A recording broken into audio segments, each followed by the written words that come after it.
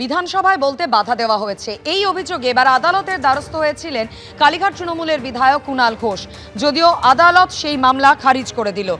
কালীঘাট তৃণমূলের বিধায়ক কুণাল ঘোষ তিনি আদালতে মামলা দায়ের করেছিলেন। পাল্টা বিচারপতি কৃষ্ণা রাও তিনি প্রশ্ন করলেন, আপনি একজন বিধায়ক, যা বলার বিধানসভায় বলুন, এখানে আদালতের কি করার আছে? বিল নিয়ে বলার ক্ষেত্রে সুযোগ দেওয়া হয় না দাবি করেন কুণাল ঘোষের আইনজীবী। অভিযোগ ঠিক নয়, একাধিকবার বলার সুযোগ পেয়েছেন, পাল্টা সওয়াল স্পিকারের আইনজীবী। আজ সকালে এনসিপিআই সাংসদদের সঙ্গে ব্রেকফাস্ট বৈঠক করেন প্রধানমন্ত্রী নরেন্দ্র মোদী। প্রধানমন্ত্রীর সঙ্গে দেখা করেন এনসিপিআই সাংসদ জুন মালিয়া।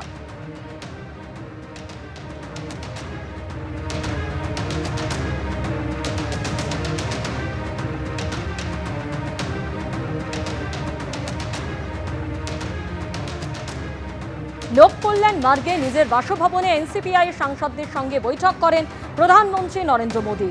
গোটা দেশ তথা পূর্ব ভারতের উন্নতির জন্য কাজ করতে নির্দেশ দিয়েছেন প্রধানমন্ত্রী।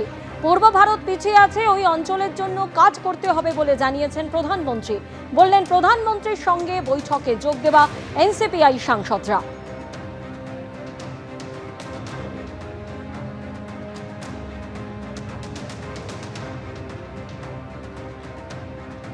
মাননীয় প্রধানমন্ত্রী আমাদেরকে ডেকেছিলেন এবং ওনার সঙ্গে আমাদের মিটিং হয়েছে। আমরা অভিভূত যেভাবে উনি ভারতবর্ষের উন্নয়নটা চাইছেন, আগিয়ে নিয়ে যেতে চাইছেন।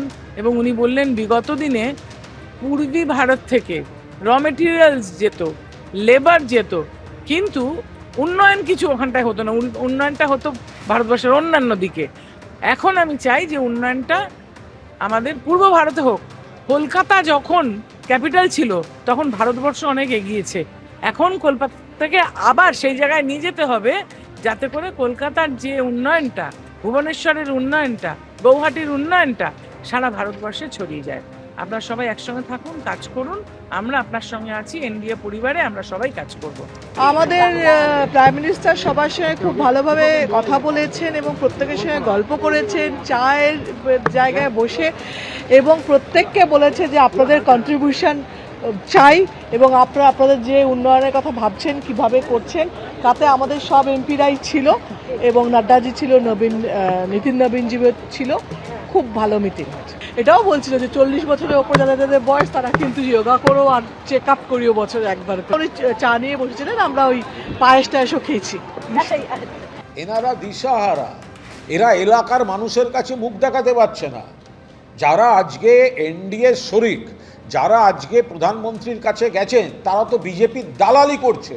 তাদের কেন্দ্রের মানুষ দেখুন, যারা তাদের বাধ্য করা হচ্ছে, এমন সিস্টেম করা হয়েছে, বাধ্য করা হচ্ছে যে যারা বিজেপি বিরোধী ভোট পেয়ে জিতেছে, এলাকার মানুষকে এরা ভুল বোঝাচ্ছেন, ভুল ব্যাখ্যা করছেন, বিভ্রান্ত করছেন।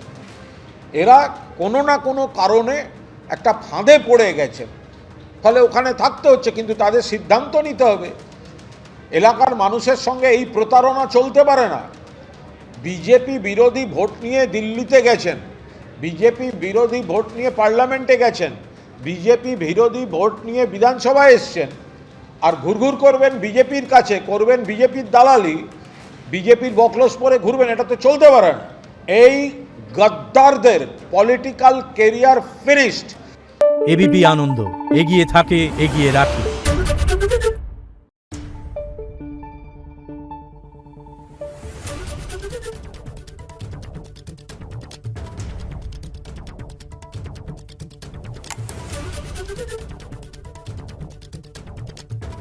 Thank you.